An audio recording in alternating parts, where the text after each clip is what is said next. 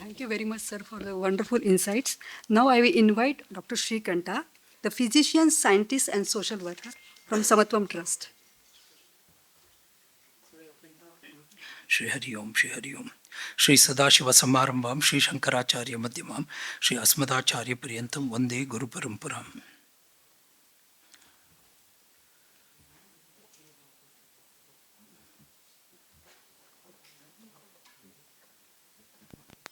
Namaste, revered chairpersons, Dr. Vaidya Shri Rajesh Kotechaji, Dr. N. Srikantji, Shri Kaustubh Upadhyayaji, mentors, teachers, colleagues, and friends. The following is the syllabus of my presentation. First, natural product pharmacotherapy in diabetes. Two examples, story and science of metformin and gliflozins. Story and science of metformin. Metformin remains the preferred first-line oral blood glucose lowering agent to manage type 2 diabetes even in 2024. Its history is linked to Galega officinalis, French lilac, a traditional herbal medicine in Europe found to be rich in guanidine, which in 1918 was shown to lower blood glucose. French physician Jean Sternay first reported the use of metformin to treat diabetes in 1957.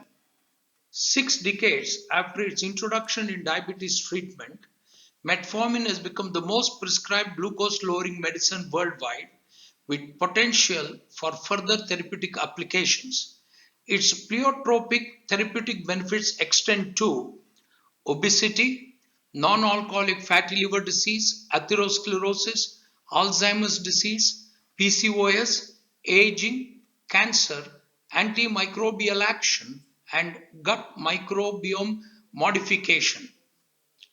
This is the 1 century timeline of metformin discoveries, and human lifespan extension has become the ultimate dream.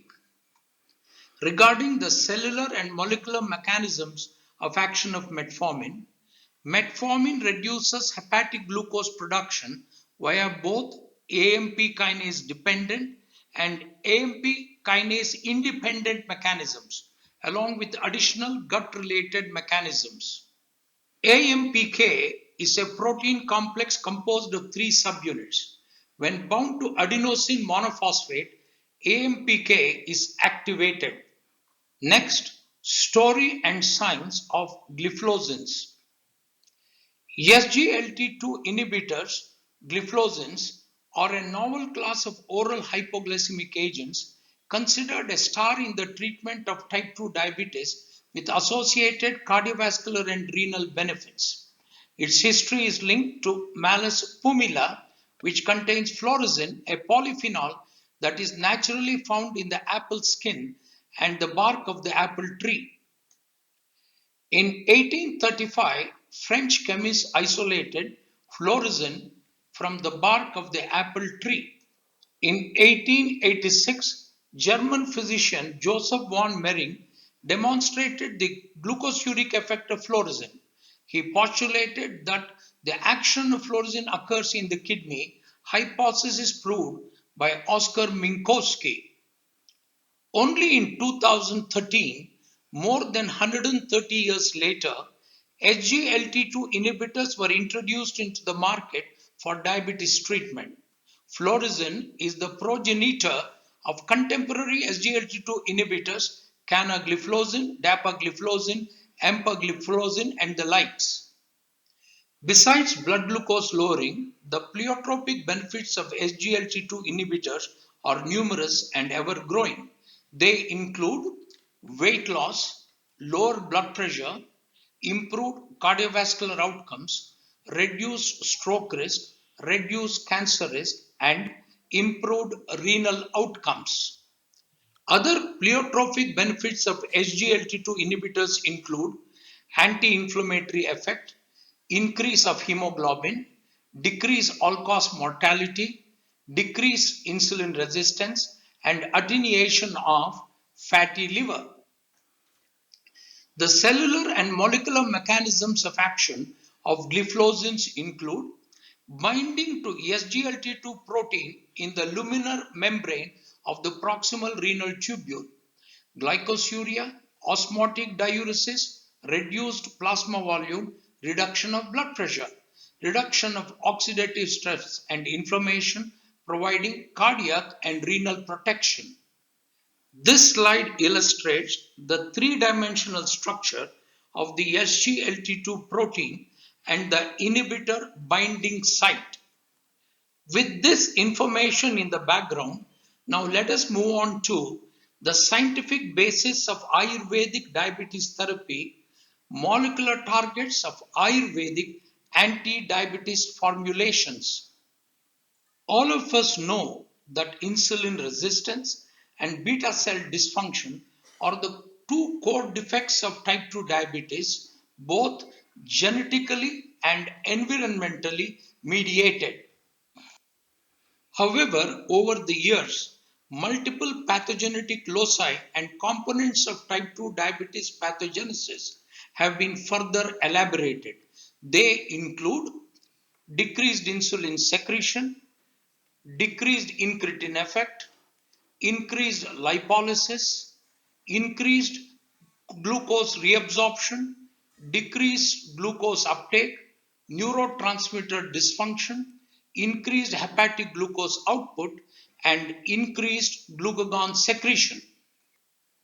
Thus, each of the type 2 diabetes pathogenic loci and components become amenable to pharmacologic intervention. At the level of pancreatic beta cells, insulin secretagogues like sulfonylureas and meglitinides act on the sulfonylurea receptor. At the level of hepatocytes, muscle and adipocytes, insulin sensitizers like biguanides cause AMPK activation and thiazolidinediones cause PPAR gamma activation. At the level of intestinal K and L cells, incretin enhancers like gliptins cause DPP4 enzyme inhibition. At the level of pancreatic beta cells, brain and GI tract, incretin agonists like glutides cause GLP-1 receptor activation. At the level of proximal renal tubular cells, glucose reabsorption inhibitors like gliflozins cause SGLT2 transporter inhibition.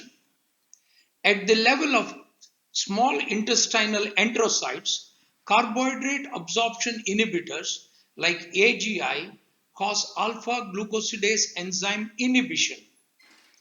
At the level of pancreatic beta cells and brain, amylin analogs like pramlintide cause amylin receptor activation. At the level of hypothalamic neurons, dopamine agonists like bromocriptine cause dopamine 2 receptor activation. The same will be true for Ayurveda based diabetes medications with multiple loci and multiple mechanisms of action. Several modern diabetes medications through specific gut microbiome and short chain fatty acid changes have been documented to have beneficial impact on glucose metabolism. Same can be expected to be true for Ayurveda based diabetes medications. Now let us examine the Ayurvedic formulations under rigorous evaluation for diabetes at the IISc Center of Excellence. The following two slides summarizes in rank order of HbA1c lowering efficacy the 8 Ayurvedic medications and the corresponding key mechanisms of action, bioactive compounds and safety profile.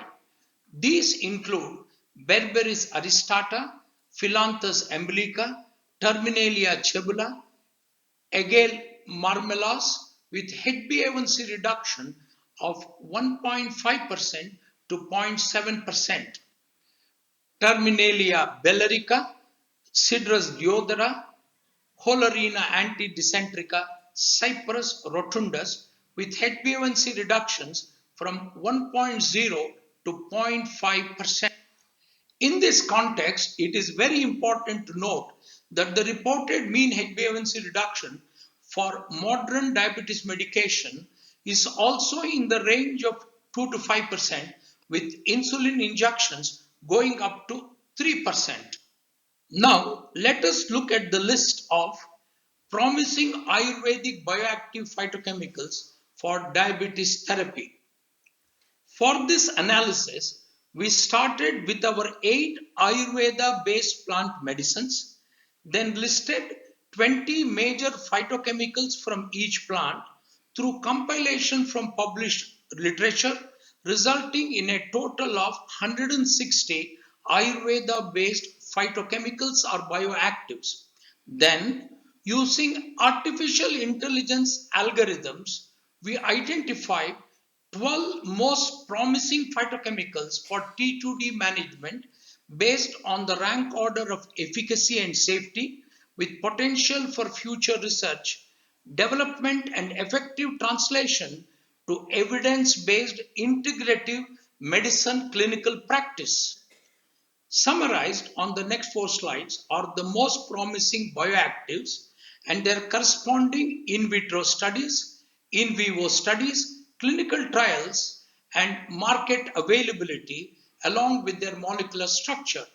They include berberin, gallic acid, and correlagin, ellagic acid, sapirone, shebulinic acid, shebulagic acid, embolicanin A and B, and halorenin, cedarol, jatrorizin, and palmitin.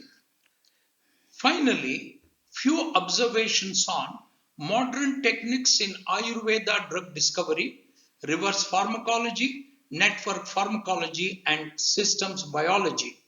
As you all know, as highlighted by doyens in the field like Professor Bhushan Patwardhan, reverse pharmacology refers to the bedside to bench approach that prioritizes clinically used Ayurvedic formulations, shifting the focus from isolated targets to the holistic effects observed in traditional medicine.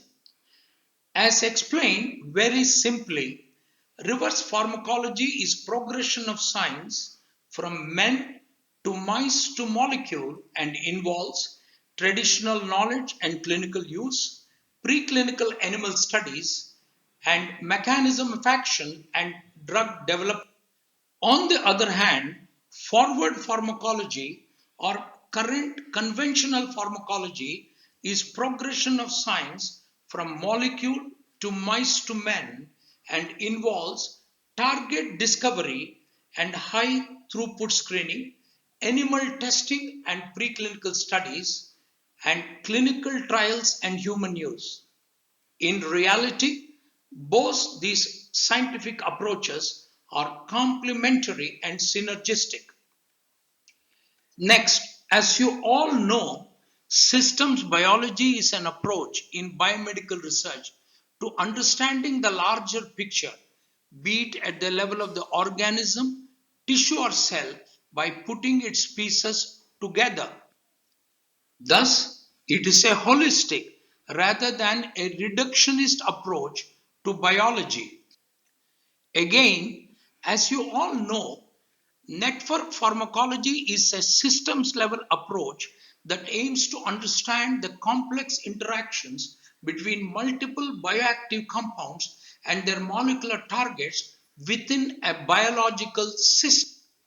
The following 3 slides summarize the data on potential diabetes treatment being investigated using network pharmacology.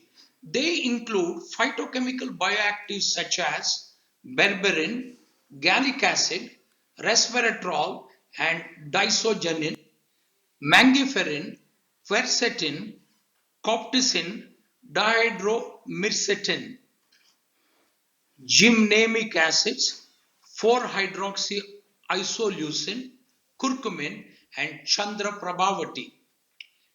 The steps and stages involved in network pharmacology approach to phytotherapy of type 2 diabetes are summarized here. Ayurvedic diabetes formulations, active compound identification, diabetes target prediction, compound target interaction prediction, network visualization and interpretation, molecular docking and in silico analysis, and finally, identification of potent compounds having multi-targeted activity in diabetes therapy. Few thoughts on artificial intelligence and translational challenges. Artificial intelligence is rapidly transforming drug discovery by providing powerful tools for analyzing large data sets, identifying patterns, and predicting outcomes. AI is facilitating accelerated drug development, de novo drug design, protein structure prediction, virtual screening, and quantitative structure activity relationship models, and candidate prioritization. In modern medicine, AI has been instrumental in designing the currently trillion-dollar GLP-1 receptor agonist, dual and triple agonist for diabetes and obesity treatment by predicting molecular interactions with the receptor and optimizing pharmacokinetics. On this slide is illustrated the 3D structure of the glucagon-like peptide 1 receptor and the crystal structure of the GLP-1 receptor bound to the peptide agonist. AI has also played a crucial role in the discovery and optimization of orally acting non-peptide small molecule GLP-1 receptor agonists such as danuglipron and the likes. Recently, in a research activity from Spain, two plant extracts with potential as GLP-1 agonists for diabetes and obesity have been identified by AI-based analysis. Virtual screening was used to sift through more than 10,000 compounds plant-based to identify those that bound to the GLP-1 receptor. This resulted in a short list of 65 compounds, two of which, compound A and compound B, bound strongly to the key residues in a similar way to orforglipron. In recent studies, AI-based screening of Ayurvedic herbs identified bioactive compounds with potential GLP-1 receptor agonist-like activity. AI predicted synergistic interactions between Ayurvedic formulations Nishakatakadi Kashayam and Berberis aristata. Future research directions. Dear friends, as I look back the 6 decades of my career in medicine and science, I ask myself a philosophical question. Was Lord Almighty so stupid to discover and gift mankind with only two blockbuster billion-dollar plant-based modern medicines, namely metformin from French lilac and gliflozin from apple bark? The answer, as you all very well know, is a definitely not. Conclusion. Our collective mission for the 21st century has to be integrating Ayurvedic medicine into mainstream healthcare systems to provide access to affordable, effective, and synergistic treatment for diabetes and other chronic diseases. However, finally, a caveat: health span and bliss span, body preservation and soul realization. The ultimate human goal, as illuminated by ancient Vedantic tradition, is the attainment of bliss span or ananda, that profound state of enlightenment and spiritual realization. Ultimate message: human body and human spirit need equal attention. That is, longevity to immortality. In the words of Sri Adi Shankara, Mano Buddhi Ahankara Chittani Naham Chidananda Rupaha Shivoham Shivoham. Chidananda Rupaha Shivoham Shivoham. Together, we can shape a healthier future for Bharata and world. Thank you. Thank you very much. I started preparing my lectures like a high school student. So it gives me, I enjoy reading it. Last 2 months, Sulochana and Navakant inspired me. So I've done a homework like a student. Thank you for the patient here.